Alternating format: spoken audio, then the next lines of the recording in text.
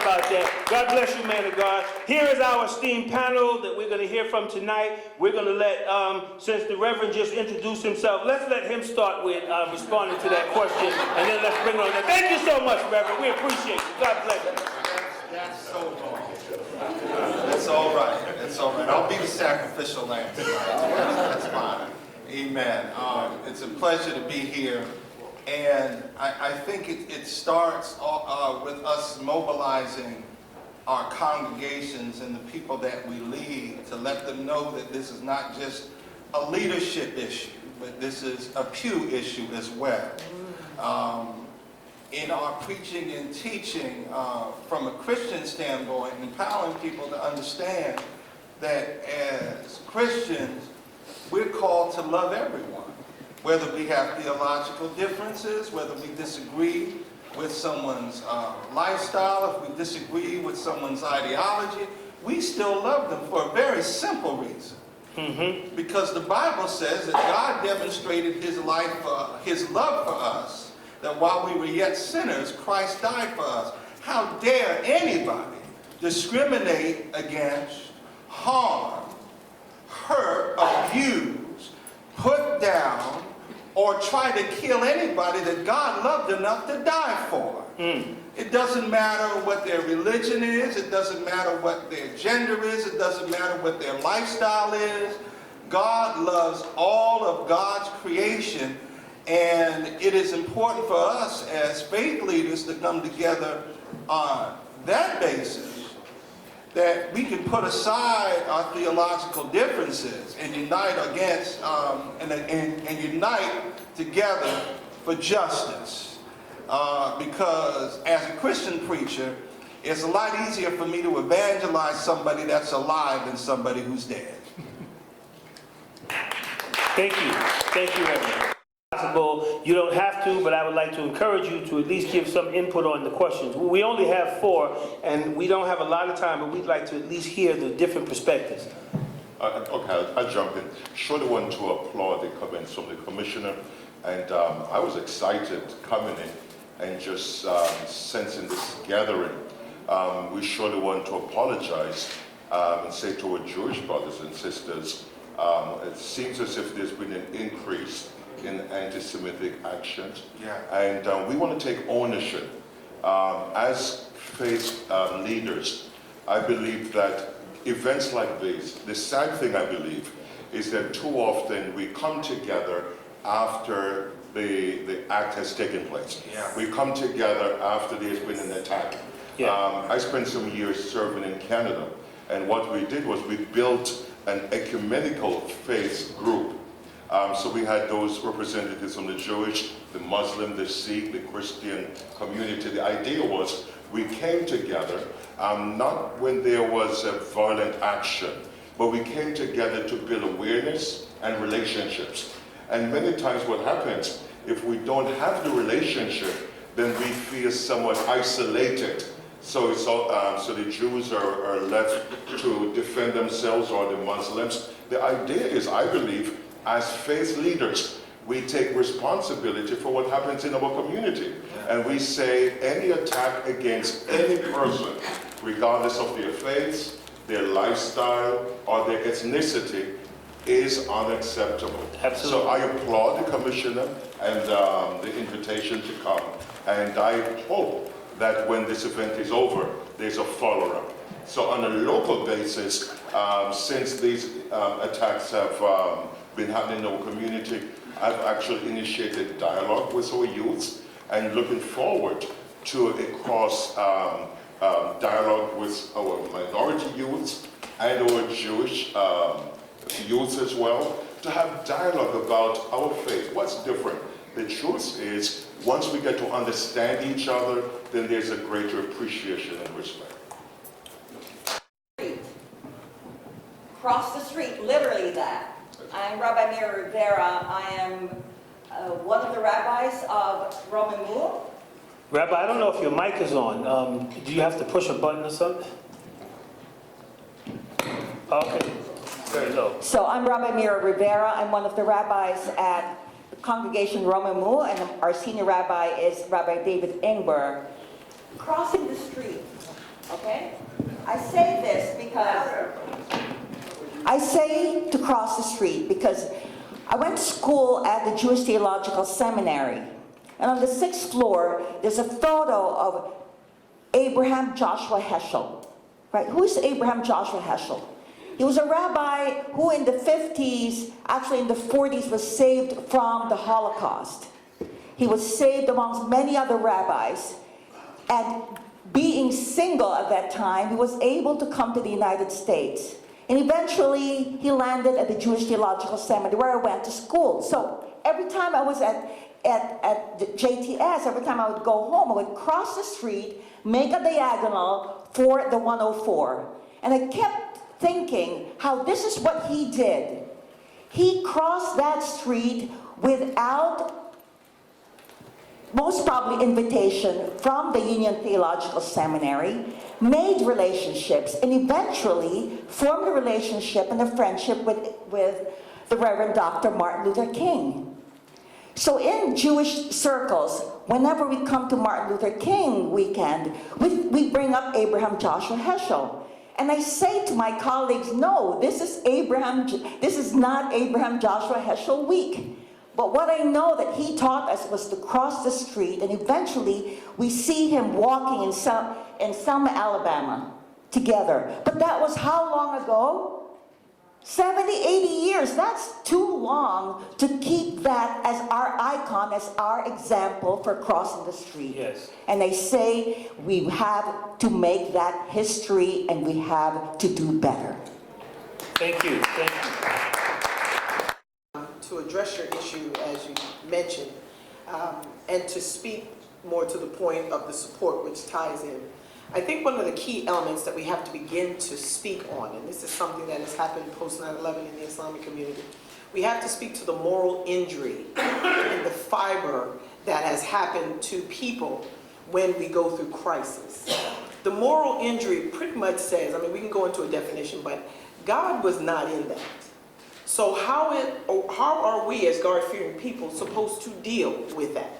How are we supposed to take what it is that we are taught to be good and right and ample citizens, and then put that in the ordination that we believe that all things are divine and understood? And how are we to take that and see that as something that is ordained or permitted? The moral injury hits very personal to me as a Gulf War veteran and someone that has served my country proudly as a young adult, and not really realizing what it is that I had to go through in that battle. But once I came home and I had to realize that there weren't people here that could understand what I went through, and then had to readjust and align myself to the civilian world and the life that I had to see people differently. And I think that moral injury allows you to see people differently. It speaks to what it is that you don't really want to see in anyone, and it projects what it is that has happened and things that we have to deal with. And that moral injury is a fiber within us. It's something that it tilts our compass one way or the other. We accept the moral injury and we say that this happened. Or we refute this moral injury and we say, no, we need to do better as a people. But it's up to us to get to that fulcrum, that midpoint, and say, what are we going to do? And then follow through with it. Hint, follow through with it. After the cameras are gone, follow through with it. All right now. And give that an attention that we have to see in society in the later years for the next generation. Thank you.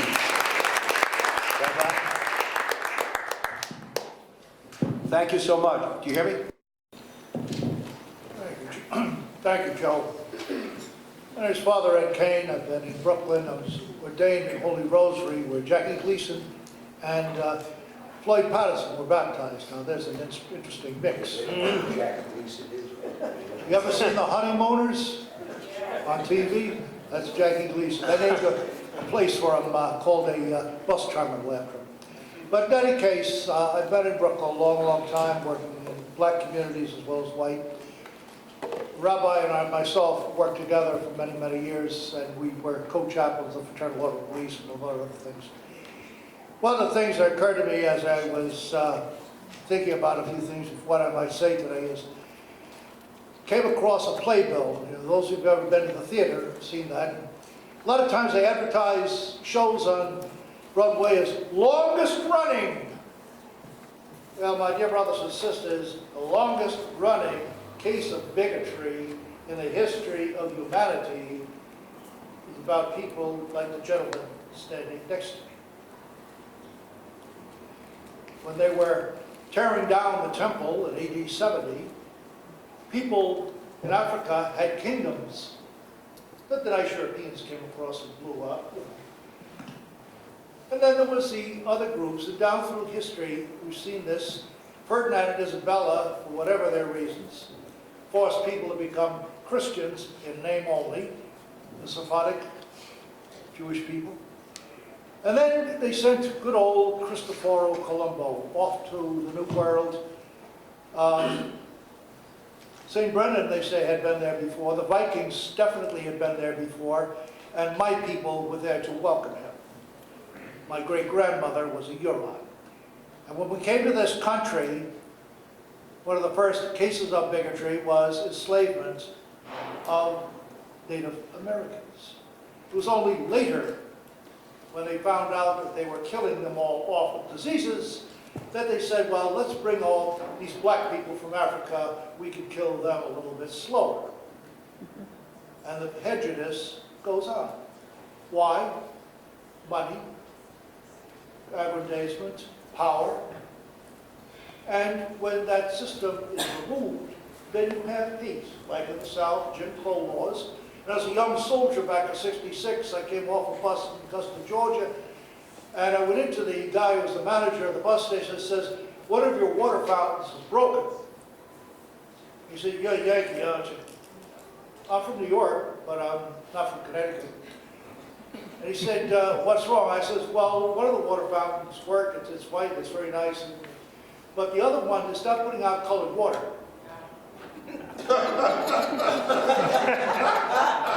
Now, I was a dumb Yankee, young guy, 19 years old. But the fact of the matter is that, yeah, those things used to exist.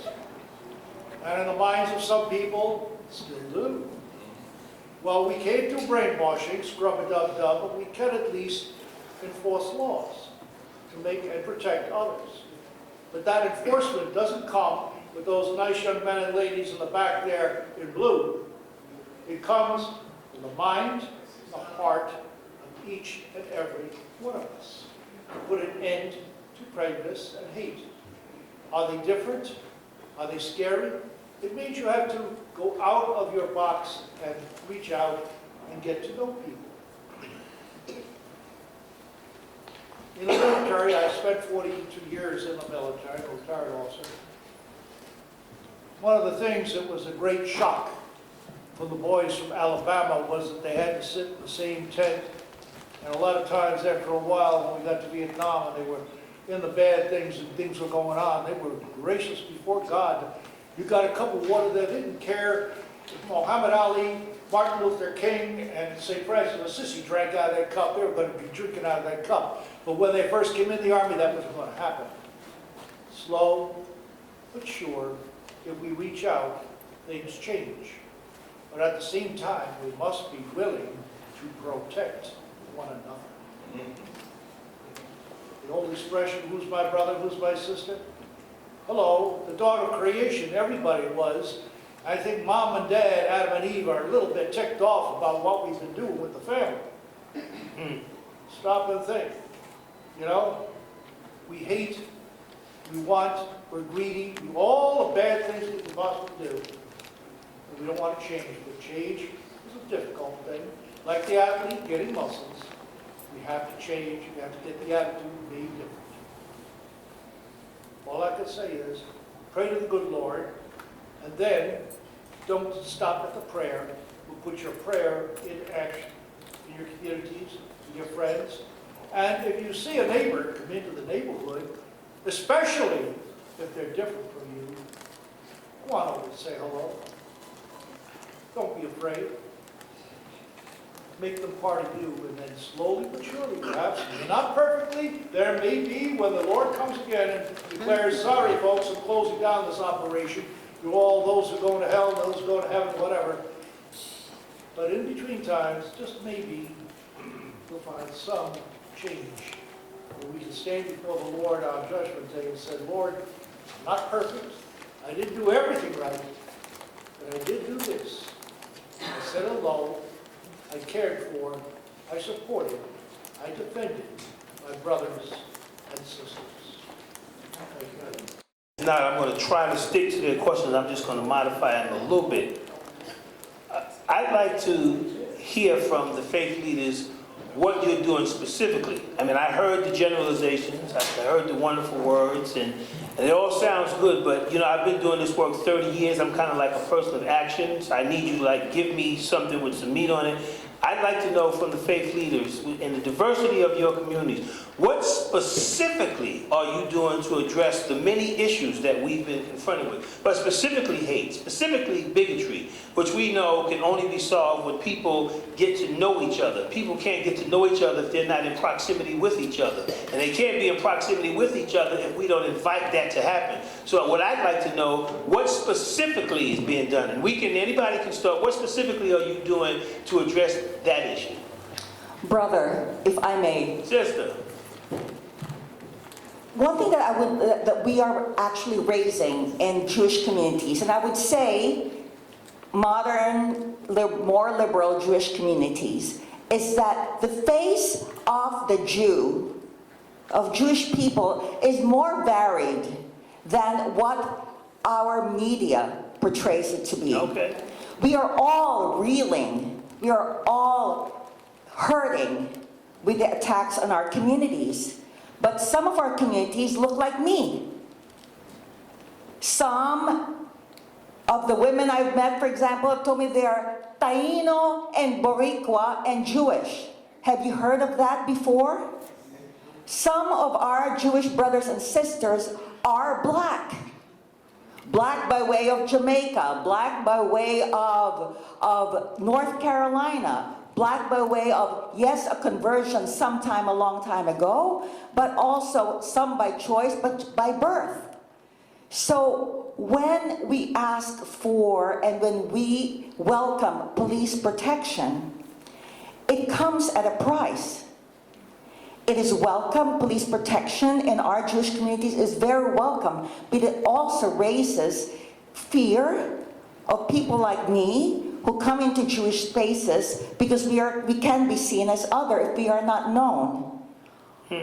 On a good day, and I say that with quotations, on a good day, a person who is a person of color coming to a Jewish space might be told, my friend, the entrance to the shelters over there. It has happened.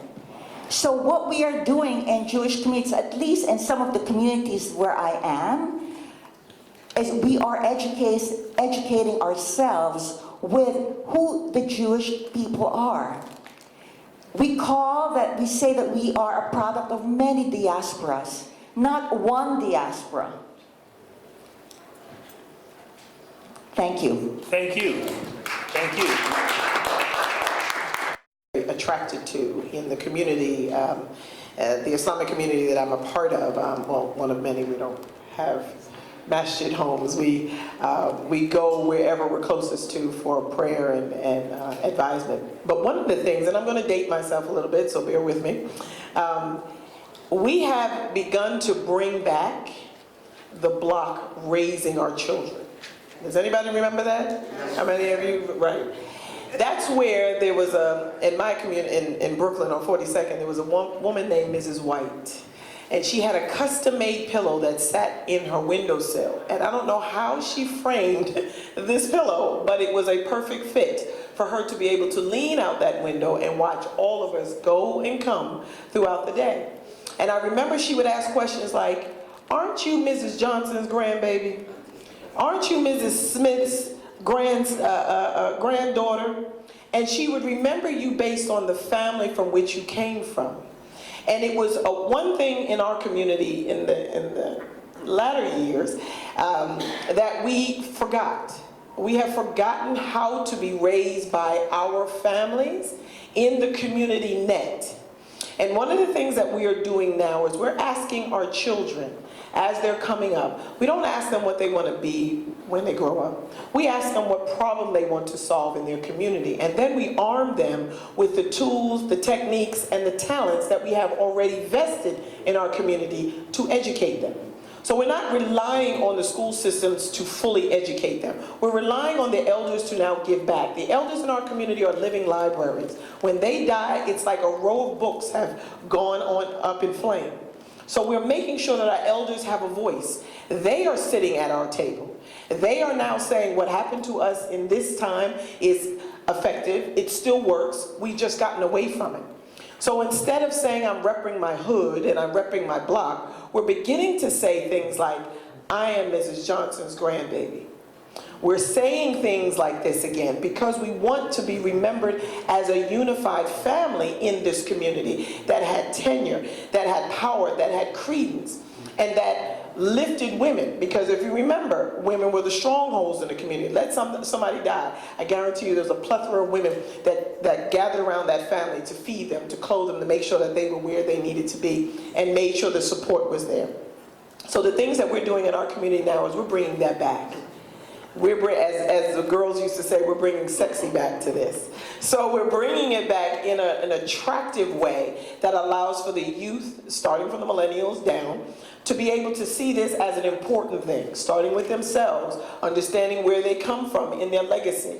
One of the things we're also starting to do is to get their genetic legacy intact so they know where they're from. We're not just from Brooklyn.